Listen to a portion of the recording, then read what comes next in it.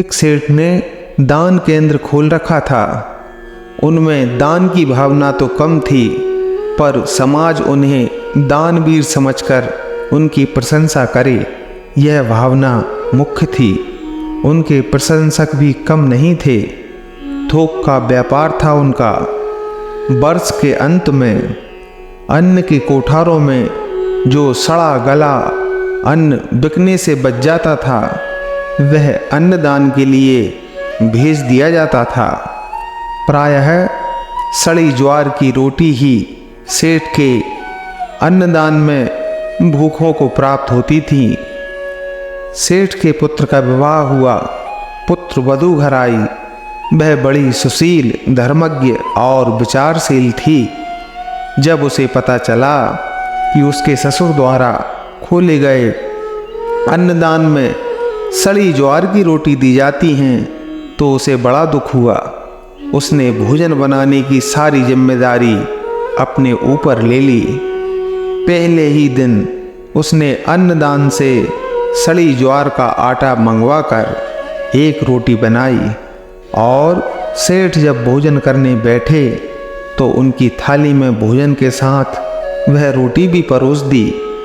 काली मोटी रोटी देखकर कौतूहलवश सेठ ने अपना ग्रास उसी रोटी का मुख में डाला।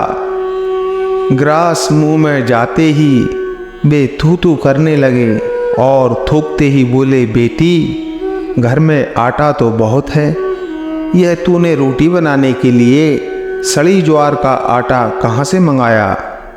पुत्रवधू बोली, पिताजी, यह आटा परलोक से मंगाया है। ससुर बोले, बेटी, मैं कुछ समझा नहीं। पिताजी, जो दान पुण्य हमने पिछले जन्म में किया वही कमाई अब खा रहे हैं, और जो हम इस जन्म में करेंगे वही हमें परलोक में मिलेगा। हमारे अन्नदान में इसी आटे की रोटी गरीबों को दी जाती है। परलोक में केवल इसी आटे की रोटी पर रहना है।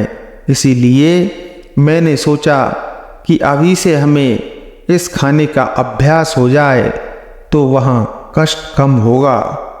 सेठ जी को अपनी गलती का एहसास हुआ।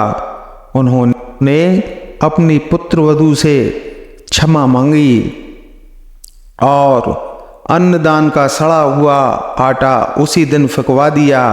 तब से अन्नदान से गरीबों, भूखों को अच्छे आटे की रोटी मिलने लगी। आप दान तो करो, लेकिन दान ऐसा हो कि जिससे दूसरे का मंगल ही मंगल हो। जितना आप मंगल की भावना से दान करते हो, उतना दान देने वाले का भला होता ही है। साथ में आपका भी इस लोक और परलोक सुधर जाता है। दान करते समय यह भावना नहीं होनी चाहिए कि लोग मेरी प्रशंसा करें, वाहवाही करें। दान इतना गुप्त हो कि देते समय आपके दूसरे हाथ को भी पता न चले। इसी तरह की ज्ञानवर्धक कहानी सुनने के लिए चैनल को सब्सक्राइब करें, और अगर कहानी पसंद आई हो तो वीडियो को लाइक करें। जय जय श्री कृष्णा।